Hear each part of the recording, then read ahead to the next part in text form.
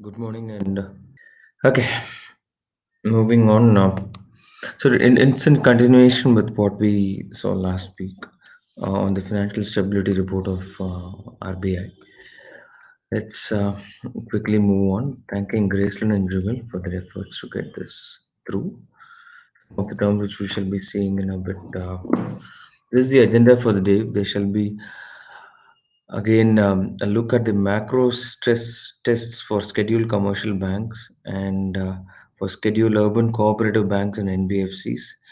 The interconnectedness is very, very interesting because what happens when one institution fails? I think that's something which is very important. And some of the regulatory initiatives which have been taken both in India as well as globally. So going forward, uh, in the day's session, the state of the banking system, considering some of the stress scenarios and the network effect which we shall be looking at, and what the regulatory scene has been over the past few months. Let's move on to the stress test. So this is something which we shall see every 6 months, where RBI tries to do what we call as a sensitivity analysis when things get bad. So if it gets bad to certain extent, what happens? So that's precisely the purpose of stress test. So if we are to look at this, friends, it says that the gross NPA ratio of all scheduled commercial banks would increase from 7.5% in September 2020 to 13.5% by September 2021 under the baseline scenario, which effectively means under normal circumstances, we are expecting a near double, uh, twofold growth in NPA. And under severe circumstances, it's likely to go up to 14.8%. But again, as I mentioned in the last conversation, this is excluding what happened from September to December, thanks to Supreme Court. So we are still awaiting regulatory clarity on that piece. So the actual scene is likely to be far worse than what these numbers actually project. And the system level CRAR is capital adequacy ratio is projected to drop from 15.6, so which is the amount of capital you have, so that's a cushion which institutions have to absorb losses. It is likely to come down from 15.6 to 14% under baseline scenario, and to 12.5% under severe scenario. So there is a capital erosion of 1.5% across institutions, and under severe scenario, this erosion is likely to go down by 3%. And 4 out of 46 banks and 9 out of 46 banks might fail to meet the minimum capital adequacy ratio under base level and severe stress. So what typically this means is institutions have a capital adequacy threshold, and under severe stress, which I feel will be the baseline when the real numbers come out, almost 20% of the existing scheduled commercial banks would not meet that criteria. That's scary. The common equity tier 1 capital ratio may decline from 12.4% in September 2020 to 10.8% under baseline scenario, and can even go down to 9.7%. It's that's why we don't understand why markets are where they are. At least some of the banking stocks have moved up, if not to pre-COVID, even beyond that. But the real trouble is yet to be opened up.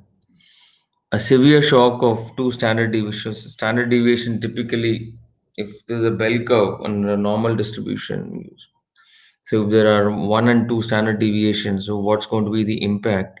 So if you look at it, friends, a severe shock of two standard deviation to the system level gross NPA, that is gross NPA of 46 scheduled banks, moves up from 7.6% to 13.6%, and that would result in a capital adequacy ratio coming down by almost 4%. That's significant.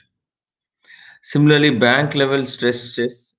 So if a two standard deviation stock is applied to gross NPAs, 14 banks with a share of almost 40% of the system may fail to maintain capital adequacy ratio. And, these are all scary, scary numbers, and we are very much in sync to expect these numbers to become reality.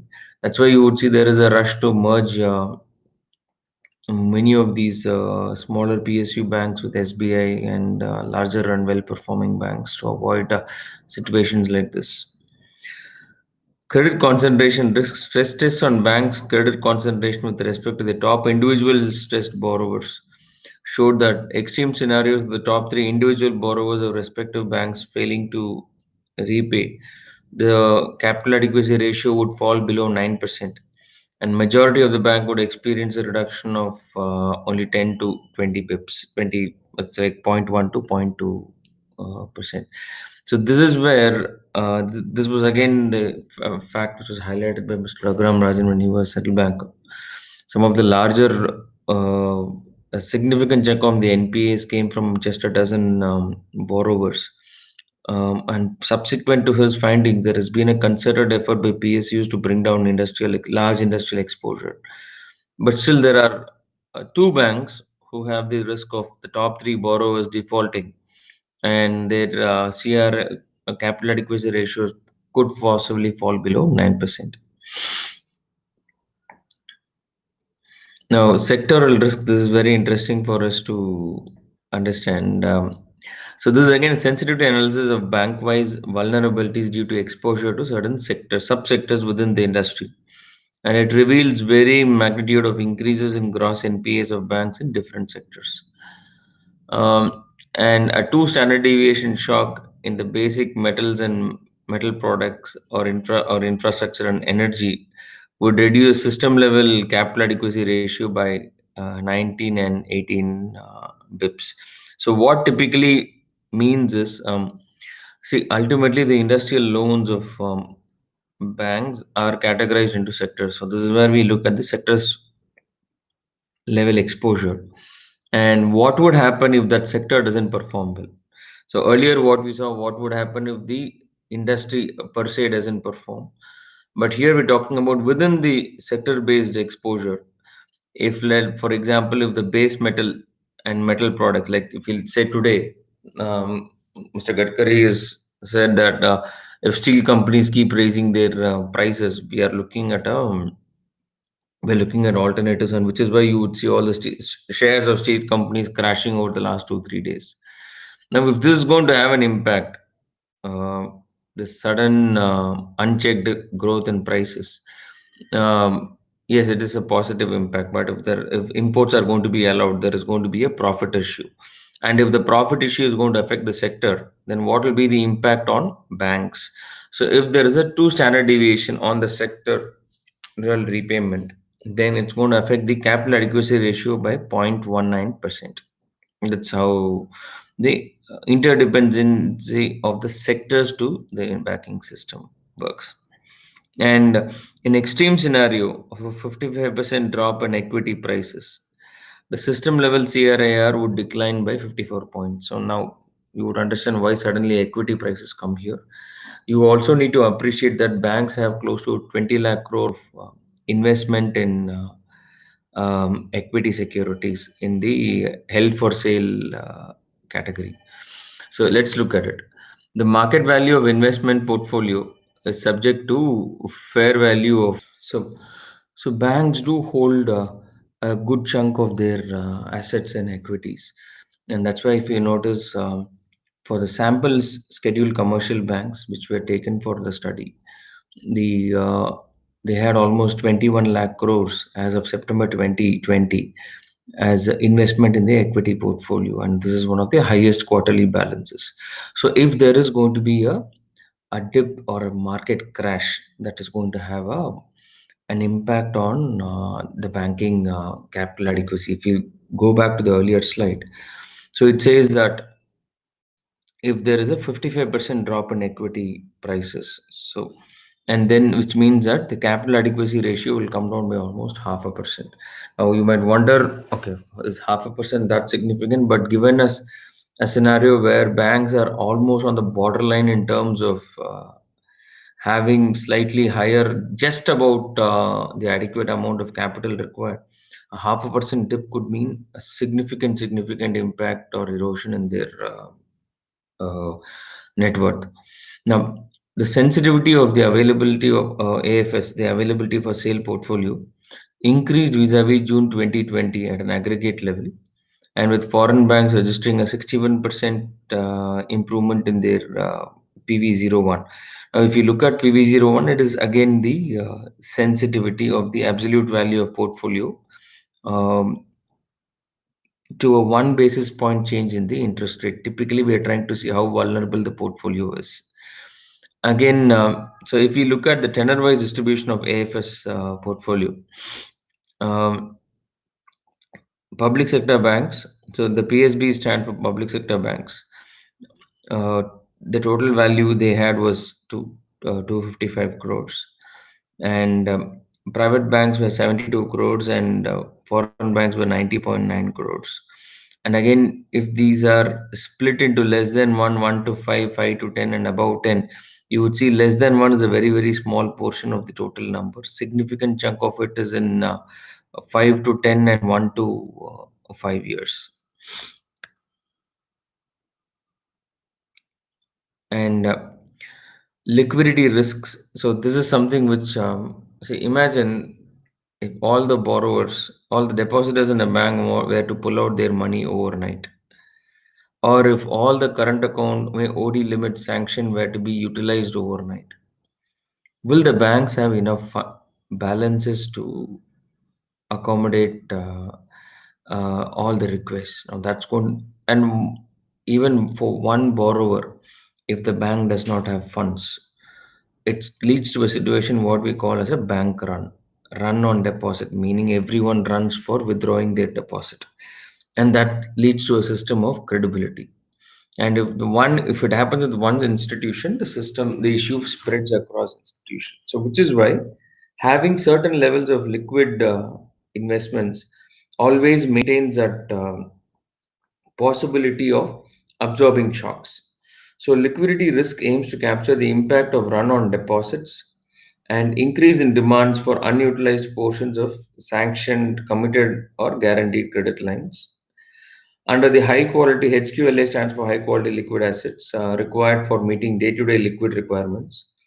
45 to 40 of the 46 banks will remain resilient even if there are 15% of deposits being withdrawn and 75% of their limits or guarantees being utilized. That's actually a great position to be in. And if you look at the sensitivity analysis on derivative portfolio, which is only taken for 20 banks, the results reveal that while some FBs, foreign bank shows significant negative mark to market impacts as a proportion of their CET1 capital, the impact was largely muted in the cases of public sector and private sector bank, which typically shows that the derivatives are not a significant component of their portfolio. Now let's move to scheduled primary urban cooperative banks and NBFC. So these institutions do the last mile fulfillment. So if you were to look at it, the gross NPA ratios have moved up from 9.9 to 10.3 over the last 6 months. And the provision coverage ratio is also significantly expanded, which means that a large part of their bad loans have been provided for. And the capital adequacy ratio is about 9.7, and it's come down to 9.2. So therefore, there is an erosion. The ratios have not been very positive. The liquidity ratio is still manageable at 34 or 34.5%, which is not bad at all. Now, if we were to do a stress test, see, friends, please understand the report is called the Financial Stability Report, where RBI picks up various participants to the financial system and undergoes or undertakes a stress test on their numbers and see where they will be if the system is not is system is going to be faced with the shock. Now, this stress test will keep the regulator as well as the system on top of what can possibly happen. And if there are some really bad alarm bells, like what's happened with LVB, then the RBI steps in to find out suitable takers. So, under the four scheduled urban cooperative banks had CRARs below 9% even before COVID. And under two standard deviation, which is the extreme scenario, to substandard assets, the credit risk, I mean, the capital adequacy would decline to 8.9%, and a total of seven scheduled urban commercial banks, cooperative banks, would fail to achieve the minimum requirement. And RBI is now wanting to bring in cooperative banks thanks to the scams which happened in West Bengal and Maharashtra and Kerala. The RBI wants to bring in almost all parts of collective financing vehicles under its ambit. Under a too severe stress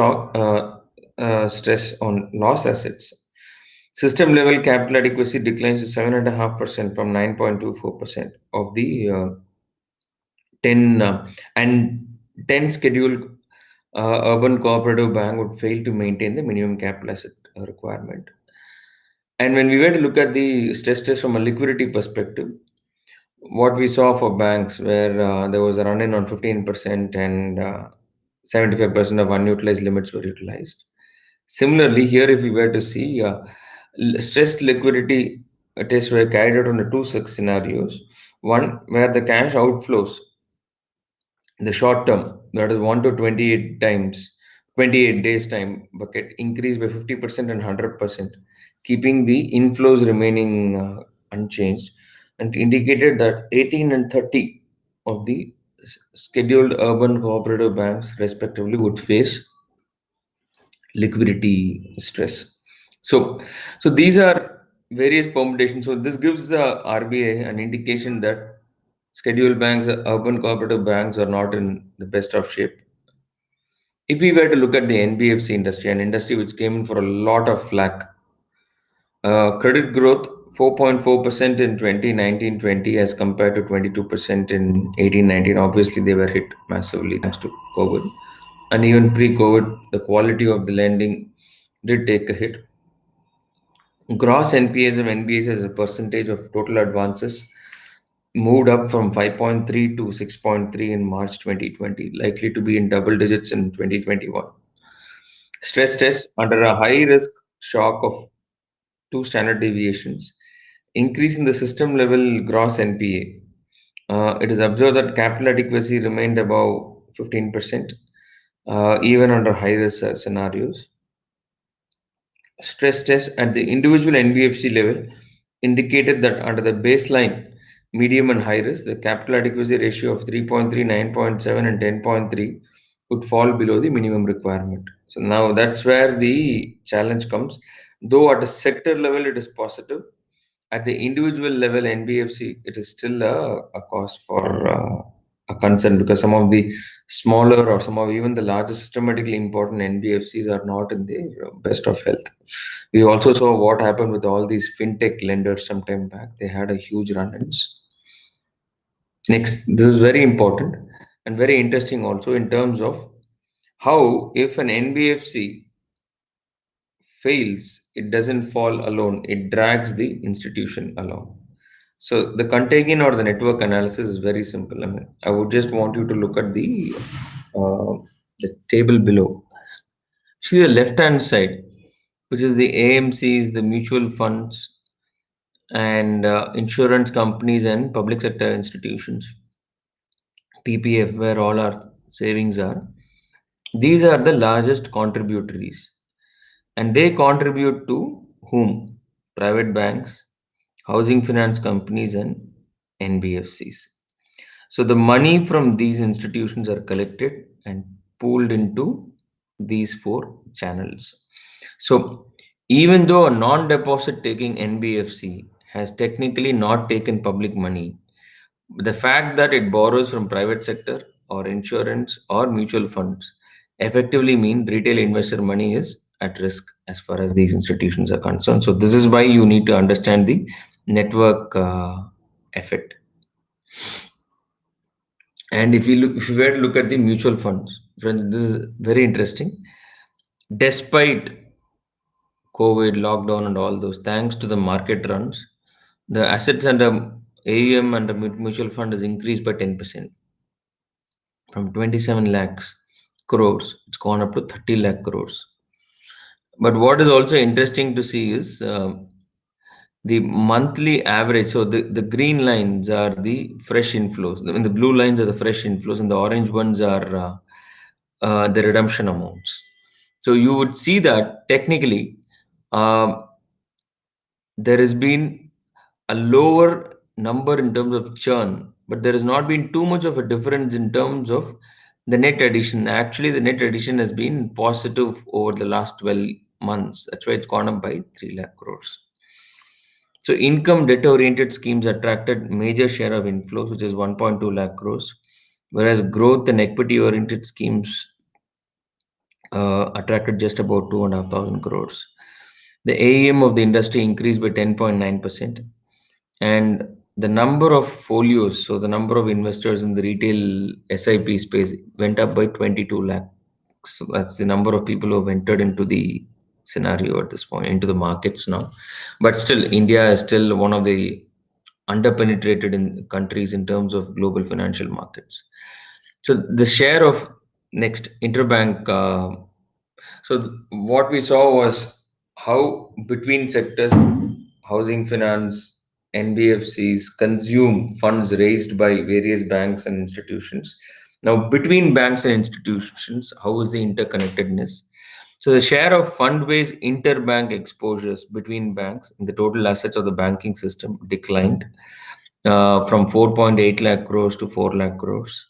Non-fund based exposures again between banks declined from 1.2 to 1.1 lakh crore.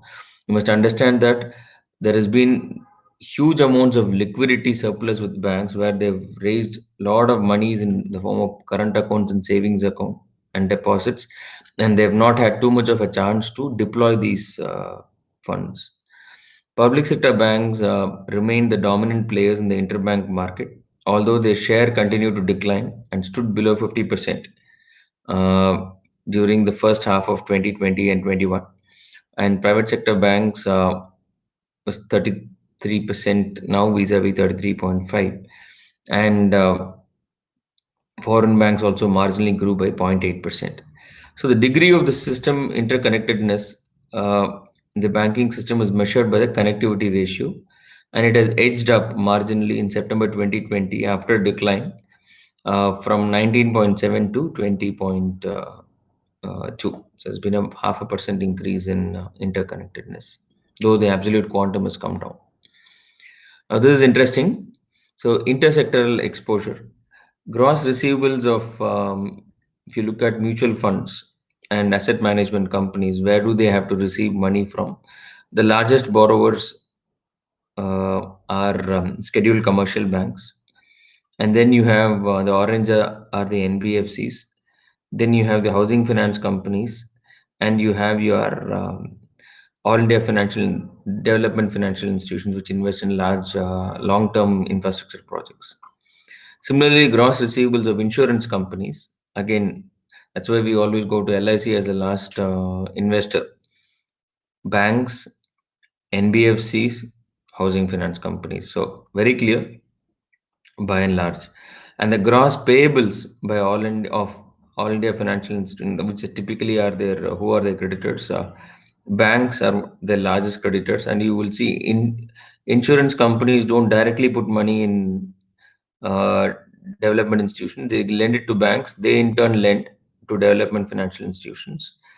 Um, Mutual funds, again directly they lend, and the last piece is insurance companies only about less than 8% at this point.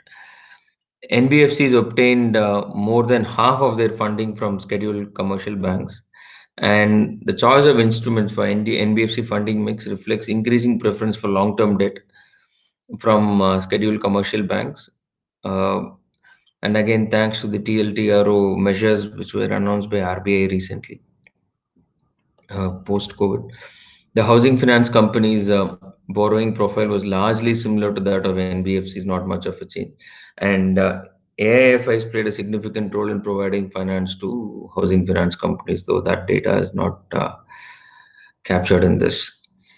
Now, this is the network the contagion analysis, which typically means that if the bank with maximum capacity to cause contagion losses fails, it will cause a solvency loss of 2.5% of tier 1 capital of scheduled commercial banks, and a liquidity loss of 0.5% of the total uh, high quality liquid assets of the banking system. So just look at it. If the topmost institution with the highest network effect fails, it's going to have a 2.5% impact on capital adequacy ratio. Massive. And the failure of a systematically important NBFC, which is more than 500 crores, can knock off 2.26% of the banking system's total tier 1 capital, but it would not lead to failure of any one of the institutions, any of the banks. It would be 5.92% in case of a housing finance company, which effectively means the scale of interdependency of banks and HFCs are far higher than that of with NBFCs. And the contagion impact of the failure of an institution is likely to be magnified if macroeconomic shocks result in distress in the banking system and a generalized downturn in the economy. Now, the intercapital loss due to macroeconomic shocks um stood at 8.36, 12.3, and 17.25 of tier 1 capital under multiple scenarios, which is baseline, medium, and severe stress. So, the intent is to have adequate capital to cushion yourself from the losses. So the number of banks that fail to maintain tier 1 adequacy ratio of 7% in the face of shocks range between 3 in the baseline. It went all the way up to 8 banks in severe stress scenarios. So the numbers are not bad. 3 to 8 banks facing severe stress also includes a lot of these small banks which are either PSU banks or not very well performing private sector institutions. Now, moving on to the regulatory initiatives globally, what has happened? So the Basel consortium of banks announced that they could use capital buffers during this crisis to absorb shocks, and it also allowed banks sufficient time to restore the buffers. In terms of liquidity, they allowed it is they said it is acceptable for banks to draw down their buffers of high quality liquid assets securities to meet unforeseen liquidity demands. The European Commercial Bank committed to allow banks to operate below the liquidity ratio until end 2021 without automatically triggering supervisory action. So these were some of the measures which happened. The excess credit loss provisioning. The Accounting Standards Board had clarified that entities should opt for disclosures rather than applying the existing methodology. So you just need to disclose, you don't need to quantify and provide for it uh, in their books.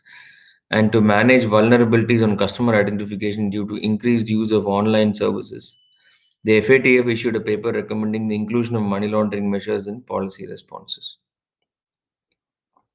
What happened in India? One-time restructuring was permitted. We had a emergency credit line guarantee system under Atmanirbhar Bharat Abhiyan package, and then an SPV was set up to purchase short-term papers from eligible NBFCs and HFCs, which could then utilize the proceeds to extinguish their existing liabilities. A multilingual awareness campaign on safe digital banking, extension of deadline up to March 24th, 2021 for suspension of initiation of the corporate insolvency resolution process. Let's wait and watch what the real outcome of this is. Similarly, just a quick peek on IRP. So far we've had 4,000 petitions admitted, and uh, at the end of the period, we have about 1942, which typically mean the rest have been either settled, liquidated, or under appeal elsewhere. The manufacturing sector accounted for the largest share. Realization by creditors under the resolution plan, in comparison to the liquidation value, was 1.5, 1.8 times. And out of the CIRPs closed, nearly half yielded orders for liquidation. So, which means that there's either a settlement or a liquidation happening. Other regulatory developments, the Bilateral Netting of Qualified Financial Contracts Act 2020, which entered into between qualified financial market participants and also to ensure the enforceability of collateral associated with the contract. Payments and settlement RTGs has now become 24/7. The work is being undertaken by National Payments Commission to strengthen the international presence of RuPay cards and build international regional partnerships. Interregional to enhance foreign inward remittances to India using the UPI. It's been a boon, basically. Supervisory framework for payment system operators has been modified, wherein the central bank has laid down the point of arrival and performance metric to assess and monitor payment systems and participants. LIBOR transition, the IBA has been tasked with working out step by step transition with regard to LIBOR cessation, moving out of the LIBOR regime. LIBOR stands for London Interbank Rate, offer rate. So, though the support packages offered during the pandemic have kept the system moving, the same have to be unwound in a calibrated manner, and we need to get back to our prudential norms. But yes, again, as I keep saying, Supreme Court still has a role to play in this. Cushion bank's balance sheet will have to be content with rollback of regulatory forbearances. In the non-bank space, the dominant position occupied by mutual funds and insurance companies needs to be assessed against the fact that NBFCs and HFCs remain the largest borrower with systemic implications. Shrinking of interbank market has reduced the risk of bank failures due to contagion effect. We saw it shrunk by 0.8 lakh crores. The changes in LIBOR transition have to be handled properly by a robust framework. So, friends, yes, thank you. These were our thoughts on the second financial stability report. Looking forward to interacting soon on another conversation of relevance. Thank you.